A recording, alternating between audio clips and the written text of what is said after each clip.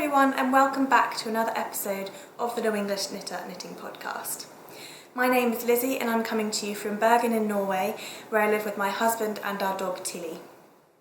You can find me here on YouTube and on Instagram as the Norwenglish Knitter and on Ravelry as LizzyHut94. I'll have those written down below along with the show notes for today's episode, and you can also find the show notes for today's episode and any previous episodes on my group on Ravelry, which is called the Norwenglish Knitter Podcast. It's been, I think, somewhere between 2 and 3 weeks since my last episode, so I have a little bit of knitting to show today. If you've never seen a knitting podcast before and wondering what you're watching, it's basically just a knitting show and tell. So I show the things that I've recently finished or recently been working on, and it's really fun getting to share that with other knitters and other crafters.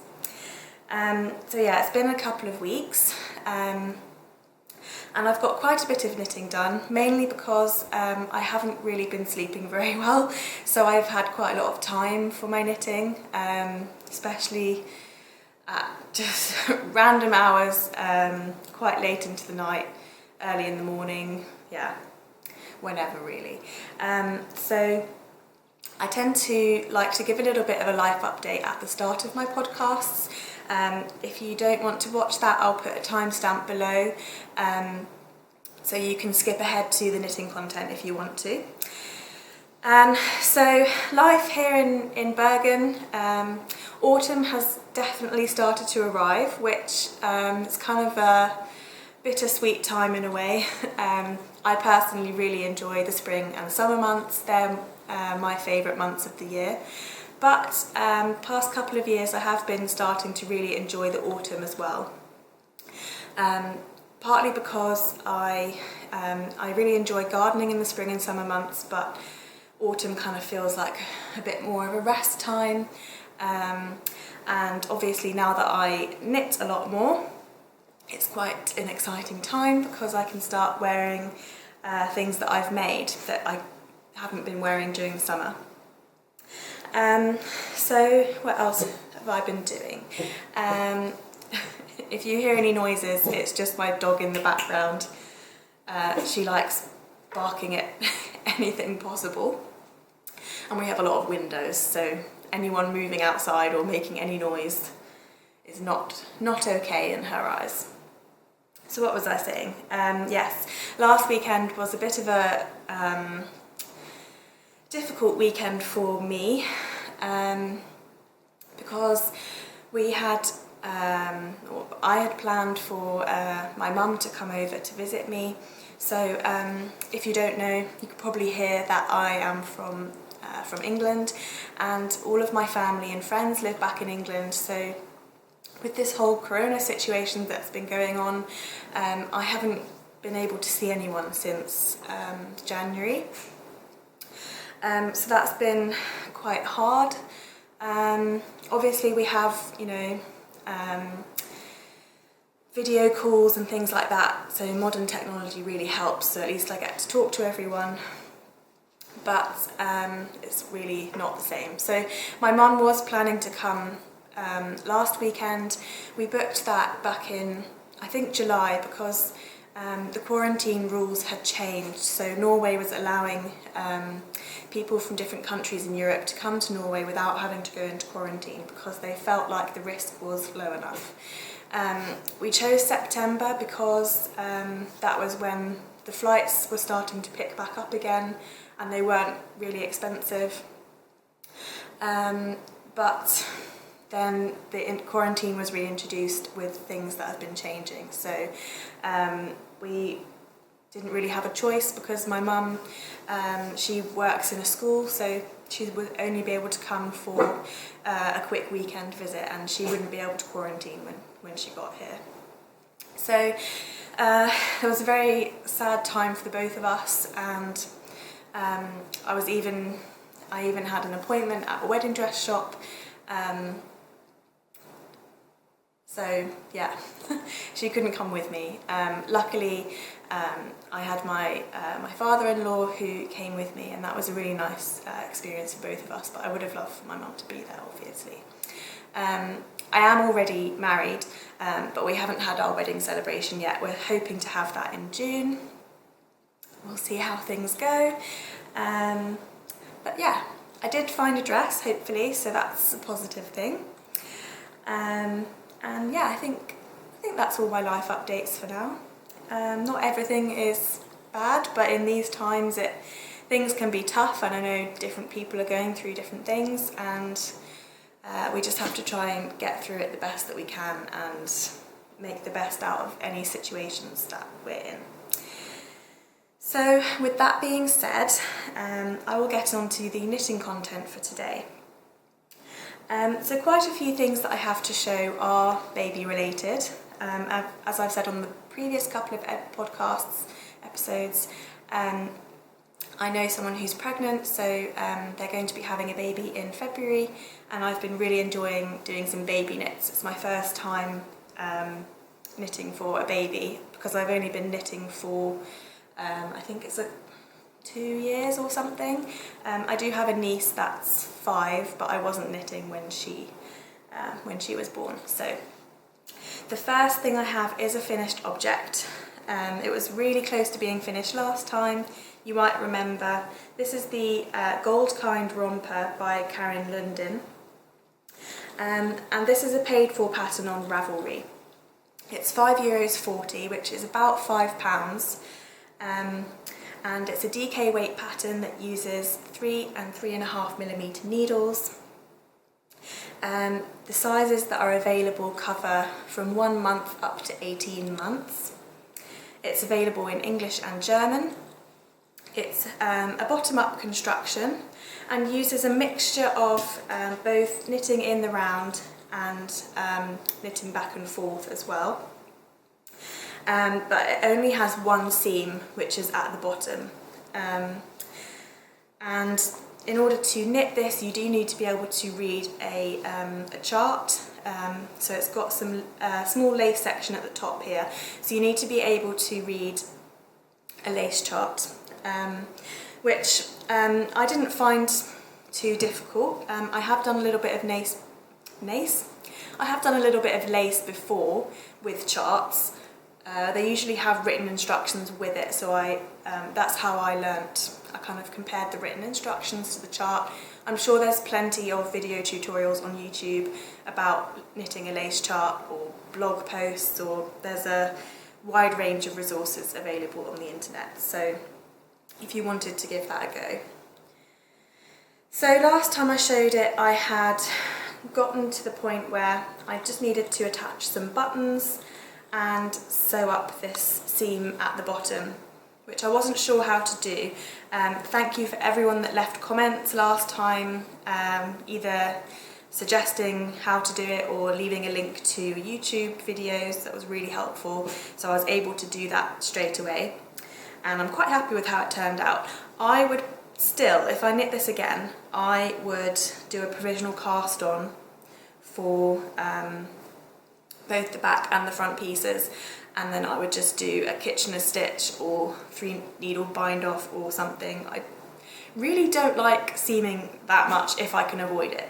I will do it if I think it's, you know, necessary to the pattern, or but yeah, I think this could easily be done with a provisional cast on. But that's just me. And I chose these really, really lovely wooden buttons. I just bought these from my local yarn shop. I'm not sure how much they were, to be honest. I didn't look at the price, which I probably should have, but it was only 2 buttons and I figured it couldn't be that expensive. So if you didn't watch my last episode, the yarn that I used is called Trysil Babygarn, 100% Merino. It is a superwash yarn and it is DK weight, so I stuck to the pattern there. But I did need to go up a couple of needle sizes. So I've got 4 and 4.5mm needles. And this is the size 6 to 9 months, if I didn't say that already. And I paid 45 Norwegian krones for each skein of yarn, and I used up 2 skeins of yarn exactly. I have zero yarn left over, which is quite nice, but maybe a little bit scary. I mean, I could have bought a third skein, but I'm glad I didn't have to. So that works out to be about, I would say overall with the buttons, this project was probably around £10-ish, give or take.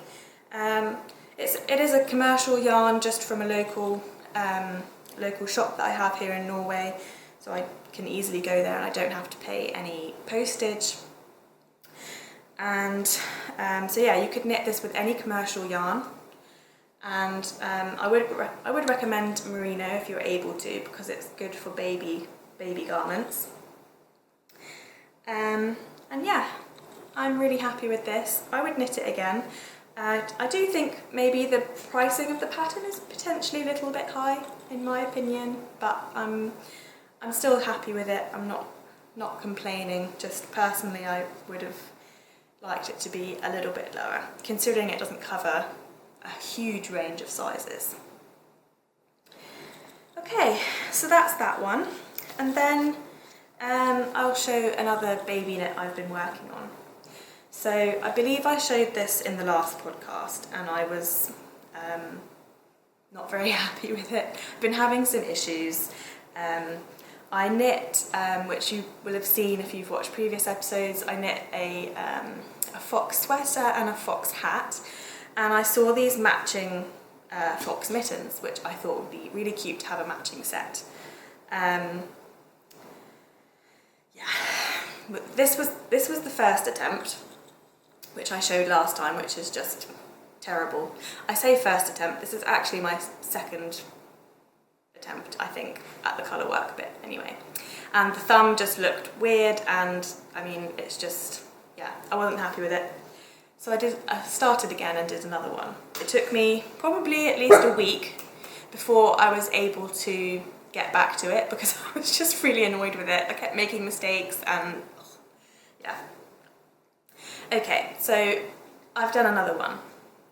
So I did read some of your comments on the last video suggesting that maybe I just get rid of the thumb completely, because with younger children it just is a bit more fiddly and fussy and isn't really necessary. I don't know. I don't have kids, so I just went with what other people recommended, and I was happy to not have to knit the thumb, to be honest. So I still stuck with the same size. This is the, I think, did I do 9 to 12 months. So this is, I haven't even said the pattern yet. This is the Fox Mittens by Eva Norum Olsen. It's a paid for pattern on Ravelry. That's 35 Norwegian krones, which is about £3. It uses DK weight yarn. It uses 3.5 and 4mm needles. It's available in English and Norwegian. And it covers sizes from newborn to 10 years old. If you make the 10-year-old size, then you need 60 grams of yarn in total. There are 3 different colours, so bear that in mind, but very small amount of yarn needed to complete this project, so great scrappy project. And oh yeah, you do need a little bit of black as well for the eye and nose details, which I haven't done yet. So I've used the Dale Baby Ull, which is a DK weight yarn. It's 100% merino, and I went up to 4.5, 5 and 5.5mm needles. So this time what I did differently was I really took my time with it. I actually used the majority of a day making this tiny little thing. Yeah, I don't know where the time went, but I really wanted to make sure that it was good because I didn't want to have to do it again.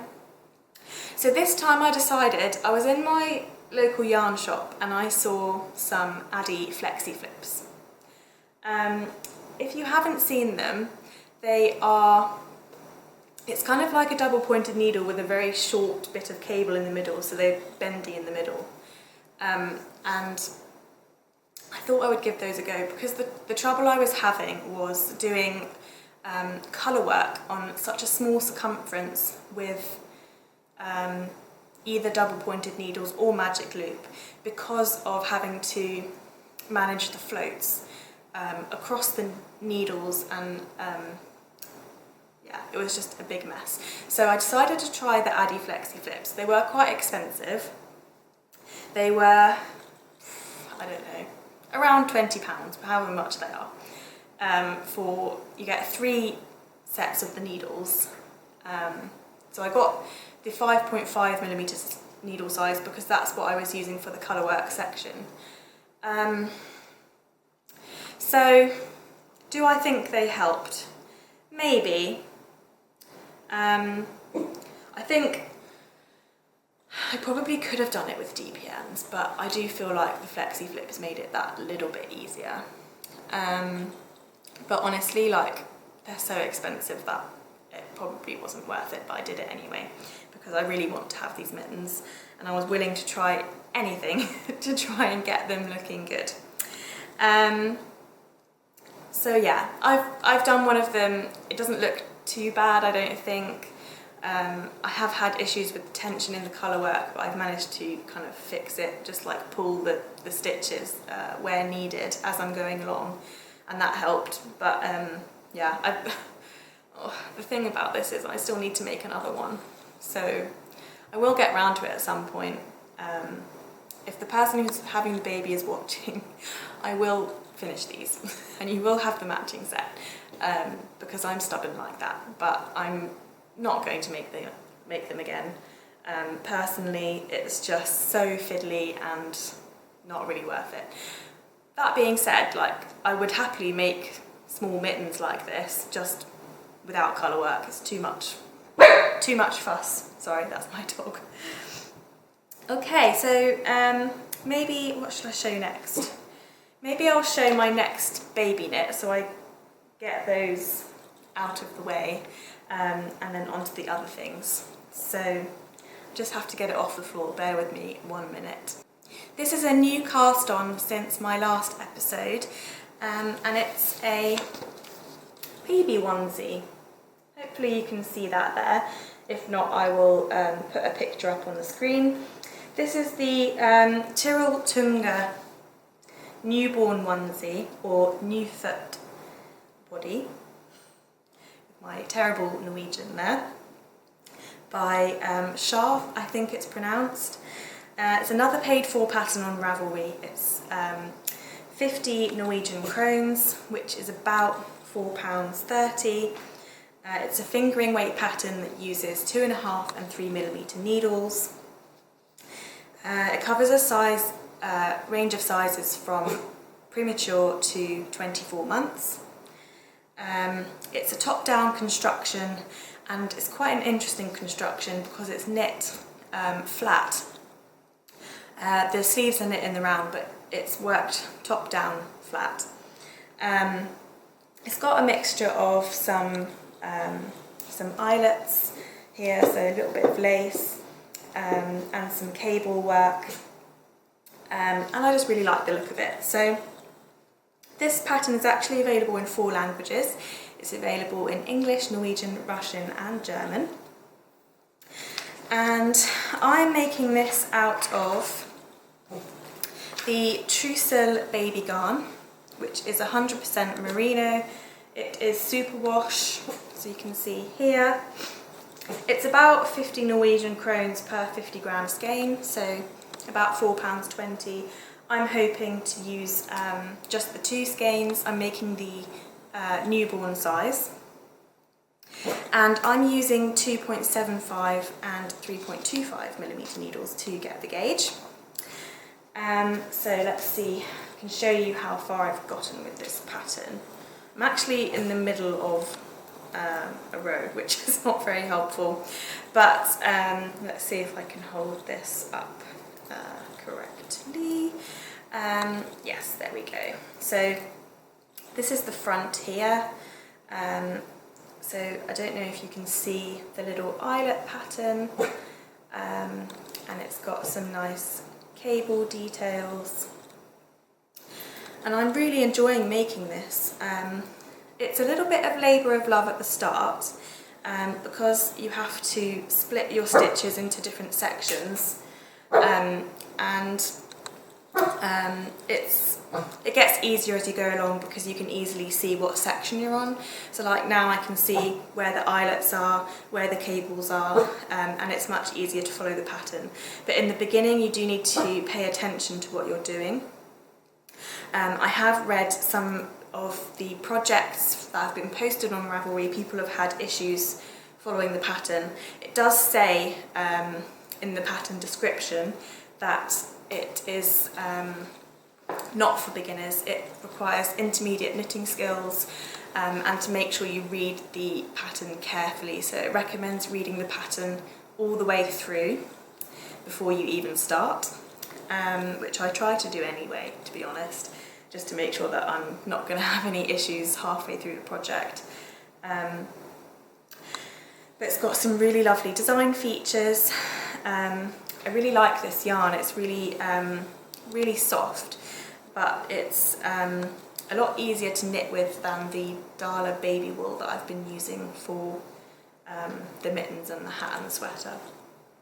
Because that one just seems a lot more slippery. This one has a little bit more grip, but it's still soft. That's the best way that I can describe it. Yeah, what was I saying? Yeah, so I haven't had any issues with the pattern so far. I think they've done some updates to the pattern, so maybe that's why. I don't know if the people who have had problems was before any of the updates, potentially. So yeah, I will hopefully have made a little bit more progress on that next time. So we can move on from the baby knits now. You'll be happy to know if you're... I know not everyone is knitting for babies, but I hope it's still interesting for you to see. And I'm always knitting other things as well. It won't only be baby knits. So last time I showed a new sweater that I'd cast on for my husband, which I'm basing on the Norwegian design pattern, called the Islender in Norwegian, or in English I guess we call it the Islander. So it has this pattern just throughout and some striping in the ribbing. This is a kind of classic, old, I guess you could say, Norwegian pattern. It's kind of like a working sweater pattern, and I'm basing this on a pattern published by Viking of Norway, which is a free pattern. So I'm mainly using that for the chart, to be honest, and looking at the picture for reference. But I've measured a jumper that my husband really enjoys wearing, or a sweater, if I know some people don't call them jumpers, and then just tried to work out from my swatch how many stitches and where to increase and things like that. So we'll see how that goes. It's my first time doing that.